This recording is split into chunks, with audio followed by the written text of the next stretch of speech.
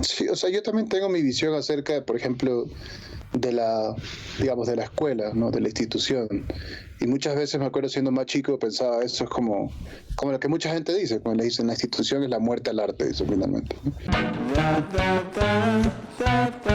Este es el podcast de Ruidosa Caracola con Eric Mujica.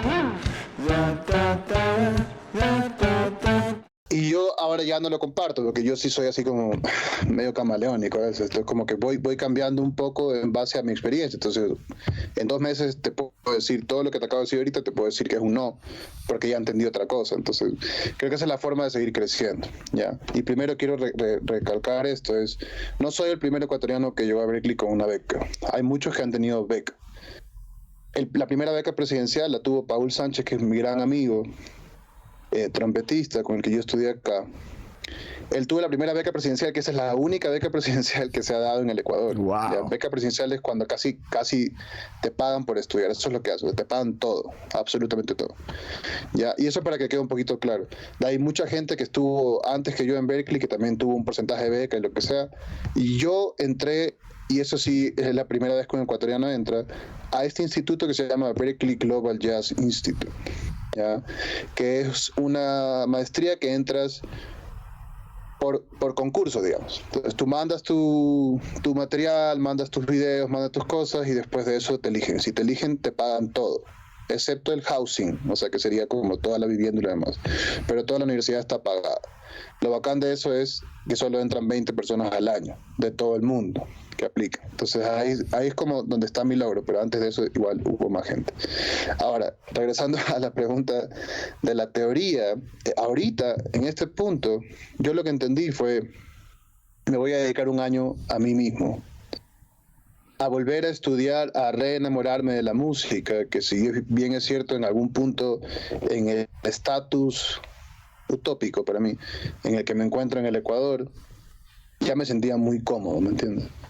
Entonces llegar a otro lugar en donde no sé absolutamente nada y no es que estoy compitiendo necesariamente, pero estoy conociendo a otra gente que piensa igual que yo, pero que tal vez tiene mucho más talento, ¿me entiendes? O sea, es como estar en ese proceso era solamente crecer, ¿no? Y es lo que yo le digo a mis alumnos, porque creo que es súper importante, es como, si vives y amas hacer esto, ¿por qué no le invertirías tiempo a lo que te puede ayudar a seguir creciendo, ¿no?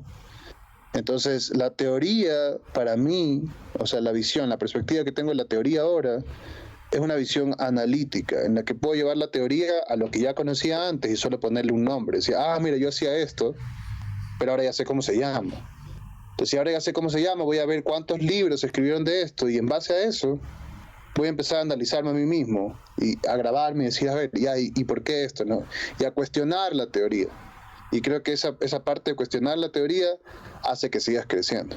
Pero estudiar solamente es una inversión, sí o sí. O sea sentarte en tu cama a tocar la guitarra por horas, o simplemente sea sentarte a escuchar y tener una libreta y analizar y decir, mira, esta composición está en esta tonalidad, esta métrica, este tempo, ¿y por qué? ¿No? ¿Qué dice la letra, etcétera? ¿Me entiendes? Como que eso es mi día a día, ¿sí? ¿Entiendes? Como yo sí amo vivir de esto, o sea, con todo mi corazón, así. Yo no me veo haciendo otra cosa en la vida. Entonces, solamente son inversiones, pequeñas inversiones. No, es como cuando vas al gimnasio y dices, no tengo 1 hora, pero tengo 10 minutos. Entonces, así sean 5 minutos, lo voy a hacer, ¿no? Cosas, más o menos así es como yo pienso este asunto. Hay una parte que mencionas y es como lo que le sucede mucho al artista, y es ese momento de llegar a esa comodidad y cómo el mismo espíritu te saca de donde estás como para ir a buscar otra oportunidad, otro arreglo, conocer otro arreglo, involucrarse más, saber más, especialmente en la música que tiene un bagaje enorme, ¿no? Especialmente siendo tú como productor, también eres profesor, y te alimentas también de lo que sucede en la parte académica de la música, en la parte del ejercicio musical, en la parte de la producción musical, en la parte de como músico también. Es el verdadero vivir por y para y de la música. Cuando pegas estos saltos, como por ejemplo irte a Berkeley y de alguna u otra manera regresar a ver de dónde saliste para ir a donde estás, ¿cómo puedes yo creo que todo lo comparamos con cuánto he crecido, pero tú puedes desde Berkeley ver a cómo está Ecuador, poniéndole un punto en particular, musicalmente hablando. ¿Tú crees que sí deberíamos como que todos es recomendable ese ejercicio de estarse exigiendo? Y eso haría de que exista una industria, existan más espacios, exista más cultura, exista más acceso a temas musicales, a producción, a aprendizaje. ¿Cómo lo ves tú desde esa manera, teniendo estos saltos donde has podido tener el chance de ver desde afuera lo que sucede adentro? Es súper lindo eso, porque es lo que yo le aconsejo a mis alumnos todo el tiempo. O sea, Ecuador no es un límite. O sea, Ecuador es una casa, digamos, ¿no? Pero no puede ser un límite. Entonces, desde tu casa tú tienes que hacer que todo el mundo se sienta orgulloso de lo que estás haciendo, básicamente. Y salir y que tu música llegue a otros lados y ya son logros súper grandes, que es lo que yo siempre he soñado, ¿no? O sea, llegar a Berkeley para mí no fue el año pasado. Llegar a Berkeley para mí fue desde los 17 años. 17 años que yo quería y soñaba con ir a Berkeley, es como el sueño que mucha gente tuvo, mucha gente incluso que estuvo en la maestría conmigo, y las cosas no se dieron hasta que me conseguí una beca, porque la verdad es que no tenía plata para irme a Berkeley, o sea, si es que no me daban beca, digamos, ¿no? Y bueno, igual ahí fue un proceso súper fuerte y duro, ¿no? de tratar de sobrevivir de alguna forma, pero así mismo tenía que ser la experiencia. Ahora, con lo que me dices, por ejemplo, de cómo yo veo al Ecuador, ahora en mi regreso, después de haber compartido con gente tan talentosa, es que el Ecuador tiene mucho talento, demasiado talento. Y yo vine aquí con una responsabilidad, porque yo tranquilamente me pude haber quedado, esa es la verdad. Ya, porque tuve ofertas de muchas cosas, de muchos lugares, de muchos músicos, etcétera. Pero yo sentía la responsabilidad de venir, y eso es una cuestión como bien de mi crianza. También yo soy muy nacionalista. Y siento que eso que yo aprendí no me lo podía quedar para mí mismo. Y parte de lo que aprendí allá también es que la música es compartir. Entonces, empezando por eso, es como la música debería ser así, ¿no? Entonces yo tenía que regresar porque eso era mi deber. Y como terminando de responder la pregunta, simplemente yo no siento que hay mucha diferencia, más allá de una diferencia cultural. O sea, los espacios, la música, la visión de la gente, los oídos, ¿me entiendes? Todo cambia de acuerdo a la cultura, obviamente. Entonces, yo no vine acá diciendo tenemos que ser como Estados Unidos o como Berkeley. Yo vine acá diciendo estos somos. ¿Cómo podemos explotar todo lo que tenemos y lo que somos? ¿O cómo puedo ayudar yo a que eso suceda? Por ejemplo, en el campo educacional, pero también con las personas con las que toco, con las bandas con las que estoy. Y es simplemente tratando de impartir los conocimientos que ya vi, ¿no? Que ya vi allá. Y el Ecuador no está lejos, pero sí debería ser una obligación, otra vez, invertir en el tiempo de estudio, invertir en esto de todos los días estar buscando cómo podemos crecer, cómo puedo sacar mejor música, cómo puedo hacer que mis producciones sean mucho más profesionales, cómo puedo llegar afuera, ¿me entiendes? Y no es que gente no lo esté haciendo, hay mucha gente que lo está haciendo, Paola, digamos, Da Pound, incluso con Jazz de Roots, Guanyuta, Tonic, ¿sabes? Y así un montón de bandas de todo el Ecuador que tratan de hacerlo, pero siempre hay como hacer un poquito más. Entonces, tal vez la diferencia radica en la competencia, en que en Berkeley, en Estados Unidos, hay una competencia tan grande y que todo el mundo quiere llegar a ser el músico y quiere ocupar ciertos puestos, y aquí en el Ecuador somos tan chiquitos que simplemente si pegamos ahí en una entrevista o si pegamos, por ejemplo, en una radio o lo que sea, y hay una foto y por ahí tengo 1000 likes, y ya creemos que estamos pegados, ¿no? Pero la vuelta es que la música es un trabajo, o sea, que nunca acaba, ¿me entiendes? Y yo siento que es muy fácil sentirse cómodo en Ecuador. Entonces, ese es lo único que yo te podría decir acerca de eso. Pero en cuanto a nivel, estamos.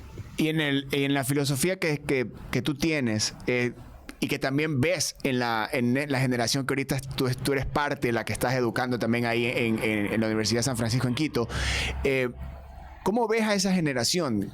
¿Qué hay que decirle a esa generación? ¿O con todo el acceso que existe ahora a música, tanto a instrumentos, a educación, a todo lo que es necesario ahorita para un músico que es muy probable que las anteriores generaciones no tuvimos, ese acceso y también la visión, ¿no? Creo que ahora es como que esta generación tiene como que mucho más clara su visión.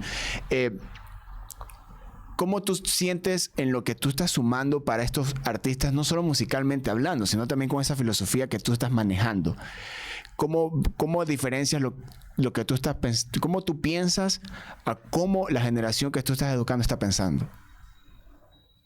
O sea, hay una diferencia generacional gigante, ¿no? O sea, lo mismo que tú dices, o sea, nosotros tuvimos unas cosas, ellos tienen otras cosas, y siento que a veces, esto, o sea, cualquier respuesta que te dé tal vez puede ser, o sea, solamente generalizar, pero hay gente muy destacada dentro de esta generación, y hay otra gente que está como invadida por digamos, como los estereotipos de la generación. Y creo que la generación simplemente es como todo está ahí a la vista, es todo muy fácil, ¿no? Entonces, cuando se trata de estudiar música específicamente, es como te decía hace un rato, es una inversión de años. Yo me acuerdo haber empezado a los 9 años, ¿sabes? Pero entonces existe ese proceso en el que ellos no soportan el tiempo, que es lo que yo he visto, lo poco que yo he visto. No soportan el tiempo, es decir, como yo mañana quiero sonar así, pero sabes que de aquí a mañana tal vez no vas a sonar así, o sea, te quedan unos años para estudiar. O a veces decir, no vas a sonar así porque simplemente no le has dedicado todo el tiempo de estudio. Y también a veces siento que es como lo que me ha pasado, es como que se entregan simplemente a Diosito, digamos. Como, voy a estudiar esto y Diosito ayúdame y ojalá yo sea lo mejor del mundo en un par de días, ¿no? Y es como, no, o sea, debe tener una intención, pienso yo. También te digo, es contraproducente tal vez lo que te estoy diciendo, porque es simplemente un cambio generacional, es un choque generacional. O sea, yo te puedo hablar desde mi perspectiva, pero yo no sé lo que ellos piensan o sienten, ¿me entiendes?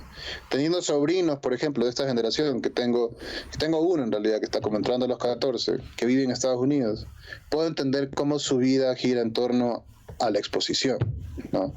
Y ya, prefiero hablar de mi familia a hablar de mis alumnos, pero es eso finalmente, siento que es como...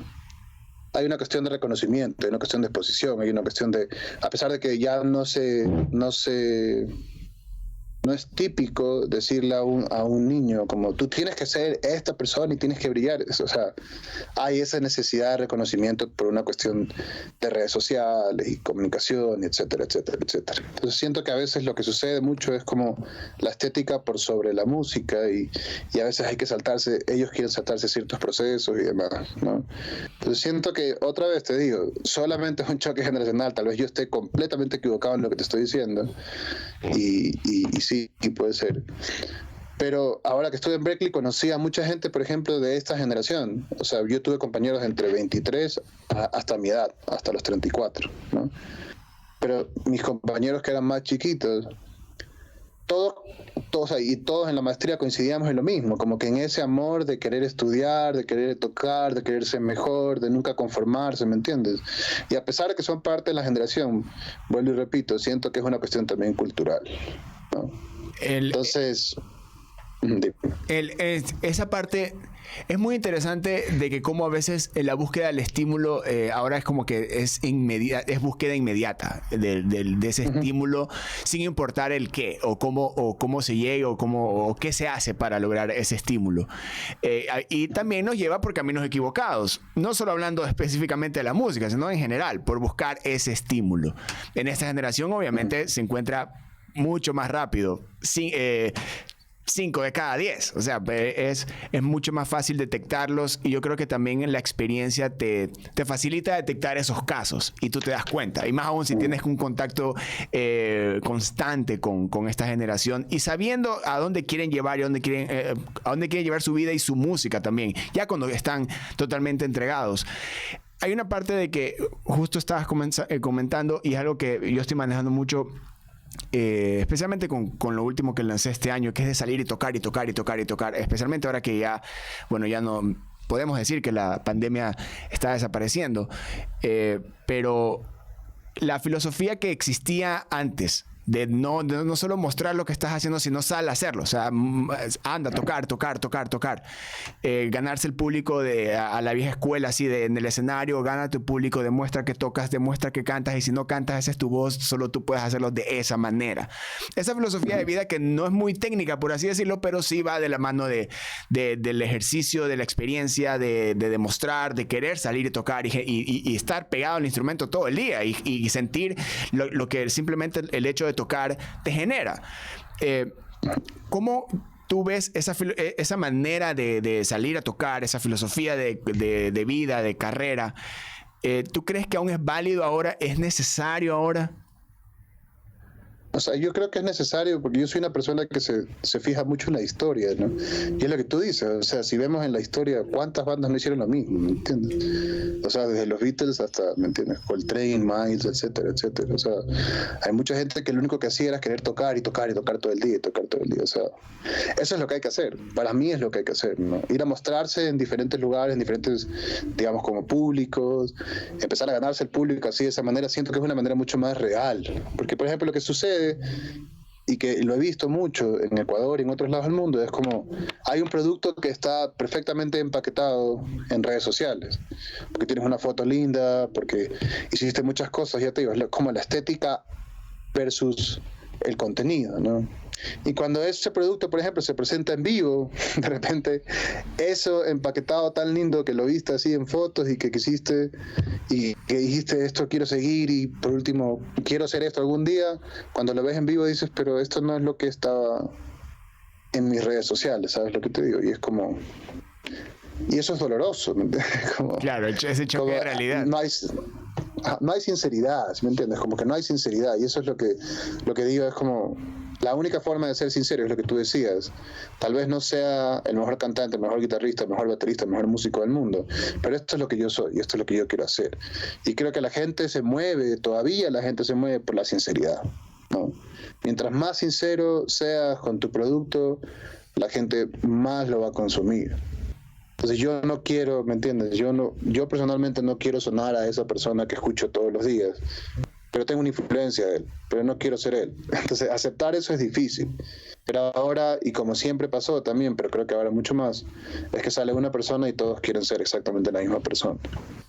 Entonces es súper duro, y en nuestro país es más duro todavía. Sí, y también es por la facilidad al acceso, ¿no? De yo quiero ser tal, quiero sonar como tal. Lo puedes hacer. Es muy fácil. O sea, ahora con las herramientas que se tienen, es muy fácil llegar ese sonido, generarlo. Generar el mismo impacto, no lo sé. Que se comunique de una manera auténtica, tampoco lo creo. Pero se puede hacer, ¿ya? Yo creo que esa es como que esa parte que define y divide generaciones. En el se puede o no se puede, o en el cómo lo hago, ¿ya? Antes el acceso a la música era salir a adquirirla o yendo a buscar a alguien que te enseñe un acorde. Y con ese acorde te sacabas la madre y aprendías o escribías una canción o armabas una banda. Pero ahora es como que más rápido el acceso y el wannabe. Esa es mi referencia, quiero hacer todo lo que se hace, sale de ahí. Sin obviar la parte personal orgánica, porque el espacio de tiempo que hay entre enamorarte de un artista y que ese artista se vuelva tu influencia y tú terminar haciendo música influenciada por este bagaje de artistas es largo, y como tú lo dices, es el tiempo, y a veces por la necesidad de que sea ya, caemos en ese error de sonar como alguien o cómo está sonando o qué es lo que pide ahora la industria o la misma escena o lo que nos rodea. ¿Cuánto para ti, qué significa el tiempo ahorita para ti? Tú has mencionado muchísimo eso y ahorita con la inmediatez y cómo vuela el tiempo también por el mismo hecho de la inmediatez, ¿cómo tú te das esos momentos de decir, sabes que hasta aquí necesito mi tiempo? Lo has hecho, pero cada vez se vuelve más complejo. Yo creo que a medida que vamos creciendo se nos vuelve más complejo ese momento de decir, espera, necesito recargar mis conocimientos o hasta aquí ya no sé qué. Reconoce esos momentos donde dices, sabes que esto ya se volvió muy cómodo, esto ya quiero cambiarlo. O sea, te obligas a esa salida de la conocida zona de confort. Sí, me obligo un montón, y eso es una cuestión de todos los días. Pero siento que eso fue también después de la maestría, Y muchísimo también tiene que ver, por ejemplo, yo tengo un terapeuta que se llama Daniel Reyes, que él es mi psicólogo hace mucho tiempo. Y él es una persona también que me ha ayudado como a entender, ¿no? O sea, a entenderme a mí mismo y decir como, ¿quién soy yo en este punto, ¿no? Y cuando él me ve muy cómodo, siempre me dice como, estás muy cómodo, ¿entiendes? Y eso es lindísimo, porque o sea, no solamente voy a tratar cosas de como entender a mí mismo en un plano, por ejemplo, de relación, en un plano social, o un plano, sino también en el plano que a mí más me importa, que es mi relación con la música. Entonces es lo que te decía, siento que después de Boston también me quedé con esa cosa de que todos los días quiero hacer algo y todos los días quiero meterle algo a mi cabeza y todos los días quiero estudiar otra cosa, ¿sabes? Como tengo un montón de libros aquí en mi oficina, recién me armé un vibráfono acá, estoy aprendiendo a tocar el vibráfono, estoy aprendiendo a tocar el piano, ¿me entiendes? Y si a algún punto me siento cómodo en la batería, sé que invertirle tiempo a la música, digamos, como teóricamente o en otros instrumentos también me va a ayudar a mí a eso. Entonces, ahorita específicamente, lo que te puedo decir de ahora, o sea, del Raúl de ahorita, es que yo todos los días estoy en esa búsqueda. Y cada vez que termino de tocar un concierto, siempre estoy analizando qué pude haber hecho mejor. Y eso lo apunto, cuando termino, vengo, digamos, como en la semana a dar clases y en mis momentos libres estoy estudiando lo que me faltó. Y estoy dándole como más a mi cabeza, más a mis manos, es decir, ok, tengo que practicar más esto, tengo que ver más lo otro. De ahí termino de hacer eso, veo que mejora y voy a otra cosa. Entonces estoy como un constante, y por eso estoy jodiendo full ahora como en las redes sociales, como estudien. Pero siento que es una verdad, como un espejo, es para mí también, ¿me entiendes? Recordarme a mí mismo que eso es lo que tengo que hacer todos los días. Entonces eso es lo que hago todos los días. Ahora ya no entro en una zona de confort tan fácil, ¿me entiendes? A pesar de que estoy otra vez te digo, utópicamente estoy en un plano dentro de esta mal llamada escena como el gran baterista, ¿no? O sea, yo te digo, históricamente yo no soy el gran baterista, porque hay muchos bateristas que estuvieron antes que yo amo y respeto y admiro, que son pilares fundamentales para que la música en el Ecuador exista, ¿no? O sea, ¿qué te puedo decir? O sea, son Ernesto Caroli, Andrés Benavides, Danilo Arroyo, y así un montón de gente, de las personas que yo vi cuando era muy chico, ¿no? Entonces, es como, cerrando ese paréntesis, volver a esto es decir, hay muchas cosas que yo escucho en la música en el día a día que yo no puedo hacer, pero que quisiera hacer. Y entendí por un trompetista que ahora escucho mucho, que se llama Ambrose, que es de los trompetistas jóvenes de la escena del jazz, digamos, mundial, que una vez le preguntaron y le decían, ¿pero por qué estudias tanto? Y el tipo decía, yo solo estoy estudiando el sonido al que yo quiero llegar de aquí en 10 años. Y cuando yo escuché eso fue como, bro, ¿qué me estás diciendo? En serio, así es como... Se va a dar el tiempo. Y claro, tiene sentido, ¿viste? Eso es lo que sea del tiempo. Es como, tiene full sentido. Es como, yo no voy a ser mañana alguien mejor, pero el man dice, en 10 años sí voy a ser una persona distinta. Entonces, claro, ahora yo planteo mis metas como a largo plazo. No pienso en 10 años específicamente, pienso tal vez en 2, pienso en 5, así. ¿Cómo quisiera sonar de aquí en tanto tiempo, ¿no? Y yo también he tenido una cosa con la música que a mí se me ha dado muy fácil desde muy chico. Entonces no quiero caer en esa cosa como, es fácil para mí, lo voy a hacer. No, entonces quiero igual darle a mi cabeza, invertir mi tiempo, ¿sabes? Como sentarme a estudiar 4 o 5 horas al día. Entonces estoy como eso, ¿sabes? Estoy loco, enamoradísimo, así como de la música otra vez y solo estoy así como, no hay quien me pare, así, no quiero que nadie me pare, así. Entonces solo es eso. Ahorita escuchando al Raúl del 2022 me transporta como que... No sé si creo que fue el año 2013, por ahí, en el MAC tocó Jazz de Roots y era la primera vez que yo veía a Jazz de Roots. En el MAC también había tocado Los Brigantes, también había tocado ese día. Y era la primera vez que veía Jazz de Roots y yo estaba a un lado del escenario. Y voy a esto para hablar específicamente de la conexión músico-instrumento. Yo siempre he visto bateristas que es como que se ve todo este pulpo, ¿no? O sea, esta entrega, esta parte súper energética y como sudor y toda esta potencia, ¿no? Y ojo, es real. Una banda suena tan bien como sea su baterista. Eso es real. Eso lo he escuchado varias veces, es real. Y yo te veo a ti y era como que pones una burbuja, brother. Pones una burbuja y tienes un golpe y decía, pero ¿por qué está tan fresco este man? ¿Por qué está tan fresco? ¿Por qué se nota como que hay un apasionamiento como que está a punto de explotar? y cuando todo se transmite en el golpe, en ese golpe que es como cantar. Cada uno tiene su manera. Es como un solo de guitarra. Cada uno, el mismo solo no va a ser el mismo del anterior o del mismo guitarrista sea que están tocando la misma canción. ¿Cómo es tu relación o cómo va creciendo la relación Raúl-batería desde la primera vez que tú agarraste un par de baquetas? Chuta, ha sido un crecimiento, no sabes, o sea, como he llegado a tantas teorías, he aprendido tantas teorías, he desechado tantas otras que es como... Y me encanta poder decirlo porque siento que antes de irme justamente estaba muy encerrado en que ya lo podía todo.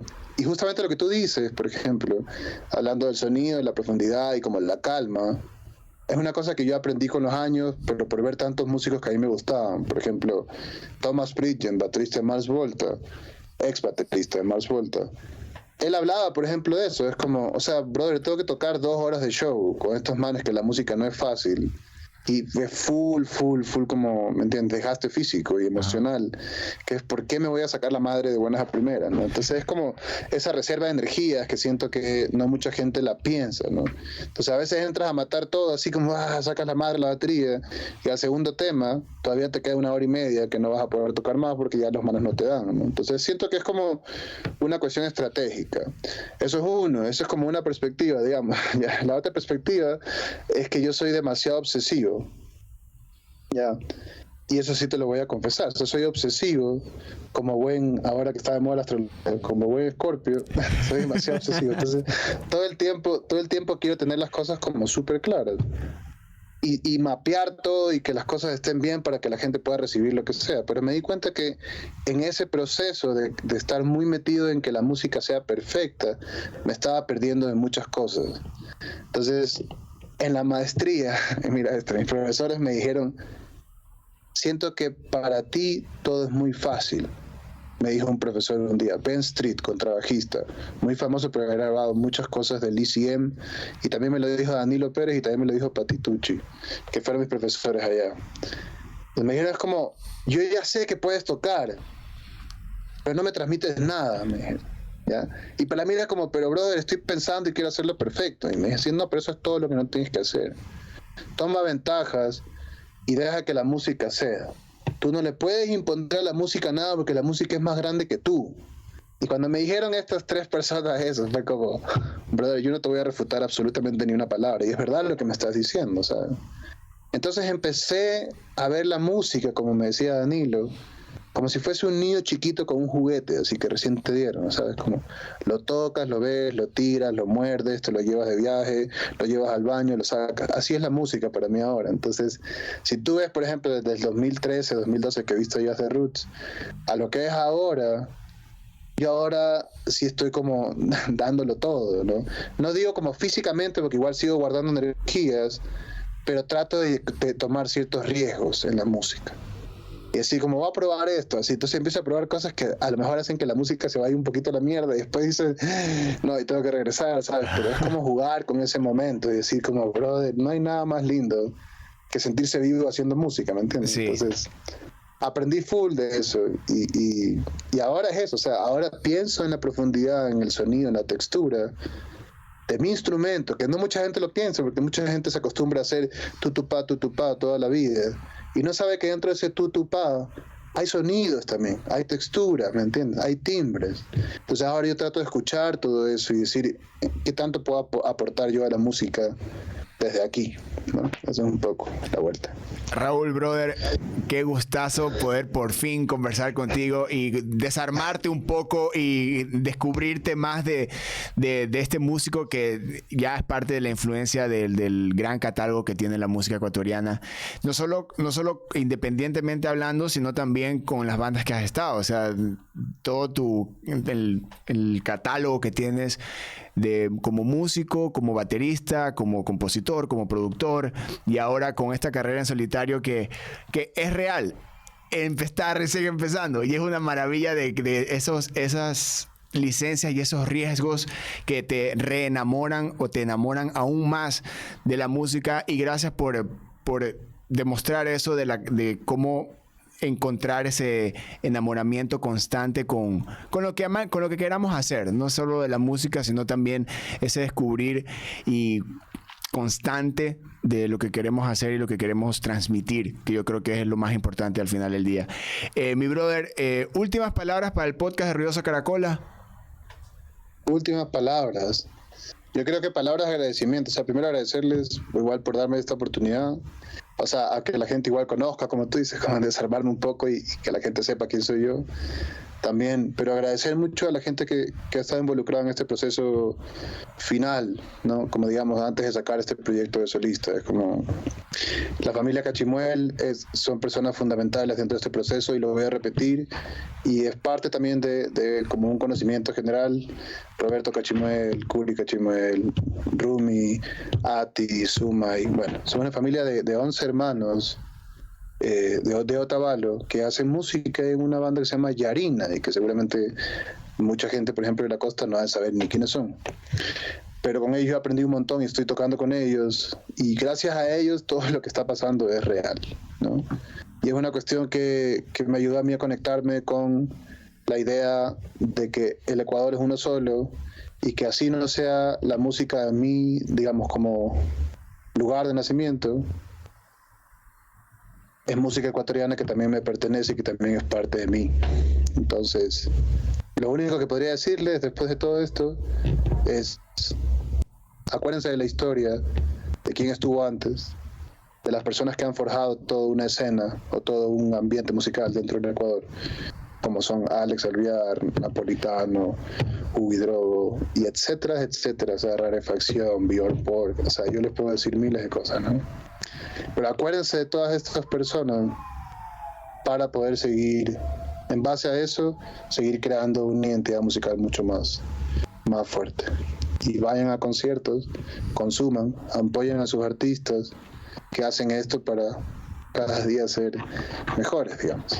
Y eso es todo lo que tengo para decir. Y gracias, muchísimas gracias. Ahí está Raúl Molina desde Quito, Ecuador, en su oficina en la universidad donde da clases y también transmite muchísimo arte para esta generación y también para todo el país que sigue creciendo artísticamente. Yo soy Eric Mujica en un nuevo episodio del podcast de Ruidosa Caracola. Ahí tienen también el nuevo material de Raúl. Está en nuestro playlist, está en nuestros carteles semanales y tripeen toda la música local que puedan y vayan a consumirla. Acá les enviamos un abrazo enorme. Nos vemos en más episodios. Adiós.